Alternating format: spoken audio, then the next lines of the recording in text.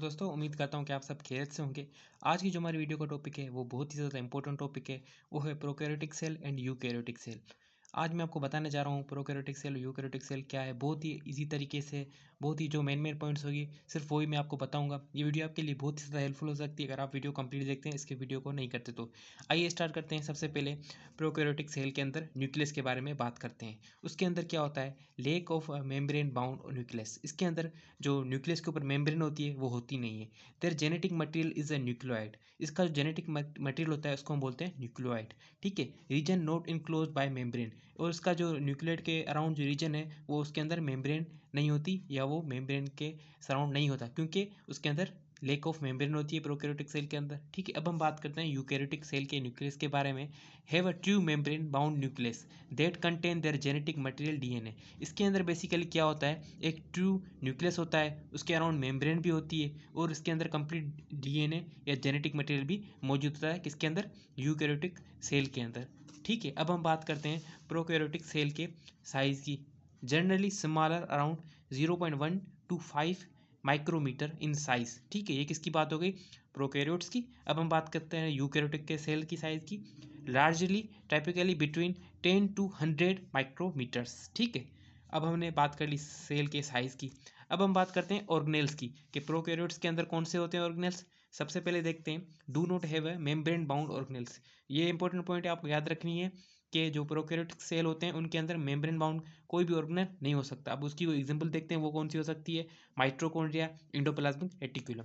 अब बात करते हैं यूकैरियोटिक सेल की। यूकैरियोटिक सेल का मतलब वो जिसके अंदर ट्रू न्यूक्लियस हो। ठीक है, अब इसके ऑर्गेनेल्स की बात करते हैं हम। Have a membrane bound organelle including the nucleus, mitochondria, Golgi apparatus। और भी ऑर्गेनेल्स हैं, फिर मैं आपको ये बता रहा हूँ, बेसिक है। ठीक है, इनके अंदर पॉइंट ऑर्गेनेल्स के अंदर बात क्या हो रही है, ये जो ऑर्गेनेल्स के अंदर मेम्ब्रेन बाउंड ऑर्गेनेल्स प्रेजेंट होते हैं किसके अंदर, यूकैरियोटिक सेल के अंदर। ये आपको याद रखनी है, पॉइंट बहुत इंपॉर्टेंट पॉइंट है।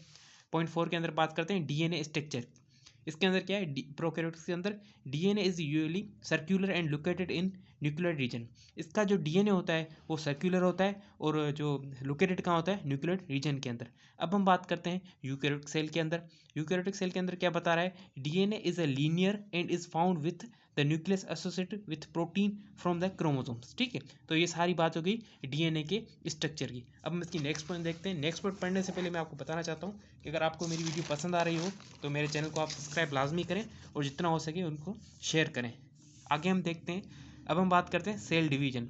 सेल डिवीजन किसके अंदर देखेंगे हम, सबसे पहले प्रोकैरियोट्स के अंदर। इसके अंदर क्या लिखा हुआ है, divided bye binary fission, a simple process without A spindle apparatus।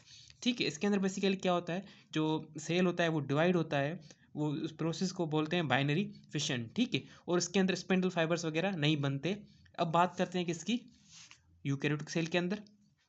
इसका प्रोसेस क्या होता है, divided by mitosis for somatic cell और मियोसिस फॉर रिप्रोडक्टिव सेल। ठीक है, माइटोसिस जो होती है वो सोमेटिक सेल के अंदर होती है और मियोसिस जो होती है वो रिप्रोडक्टिव सेल के लिए होती है। ठीक है, involving a complex process like spindle apparatus। ठीक है, इसके अंदर जो स्पिंडल की फॉर्मेशन होती है यूकैरियोटिक सेल के अंदर। ये भी एक बहुत ज़्यादा इंपॉर्टेंट पॉइंट है, आपको याद रखनी है। अब हम बात करते हैं राइबोसोम्स।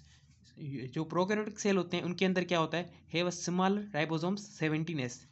जो 17s राइबोसोम्स होते हैं वो, ये आपको याद रखना है, ये एग्जाम में पूछा जाता है, इंपॉर्टेंट पॉइंट है, एमसीक्यूज में भी पूछा जाता है। वो होता है 70s किसके अंदर, प्रोकैरियोट्स के अंदर। अब हम बात करते हैं राइबोसोम्स किसके, यूकैरियोट्स के अंदर। Have a larger ribosomes 80s। ठीक है, अब हम बात करते हैं, सारी बात हमने कर ली ऑर्गेनेल्स की, सेल साइज की, डिवीजन की। अब जो लास्ट में हम बात करेंगे उसकी एग्जाम्पल्स की। एग्जाम्पल्स में हम देखते हैं क्या है, found in bacteria and archaea, etc cyanobacteria, E coli, Streptococcus. तो ये सारे क्या हैं, प्रोकैरियोट्स हैं। आपको एग्जाम्पल भी याद होनी चाहिए, ये एग्जाम में पूछते हैं, ये भी आपके लिए इंपॉर्टेंट हो सकती है। अब हम बात करते हैं किसके एग्जाम्पल की, यूकैरियोटिक सेल के अंदर की। Found in plants, animal, fungi and protist. ठीक है, ये इन सारे सेलों के अंदर ये प्रेजेंट होती है। तो उम्मीद करता हूँ कि आपको ये मेरी वीडियो पसंद आई होगी, difference between prokaryotic cell and eukaryotic cell. मैंने आपको बहुत ज़्यादा इंपॉर्टेंट पॉइंट बताई है।